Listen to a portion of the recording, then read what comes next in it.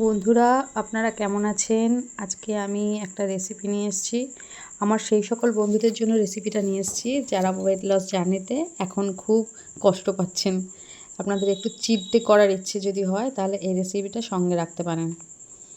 একদম হালকা তেল দিয়ে সব কিছু মশলা একসঙ্গে মাখিয়ে বসিয়ে দিয়েছি। পেঁয়াজ, রসুন, আদা কুচি এসব দিয়েছি, টমেটো দিয়েছি, চিকেনটা ম্যারিনেট করে রেখেছিলাম সেটা একসাথে দিয়ে জাস্ট কুক করেছি, আর কিছুই করিনি। দিয়ে নামানোর আগে আমি একটু গরম মশলা দিয়েছিলাম। এই দিয়েই মাংসটা তৈরি করেছি। তোমাদের কেমন লেগেছে অবশ্য ভিডিওটা আমাকে বলো। আর এর সঙ্গে আমি করেছিলাম একটু মটরশুঁটি দিয়ে রাইস করেছিলাম, খুব সুন্দর হয়েছিল খেতে, একদম হেলদি খাবার।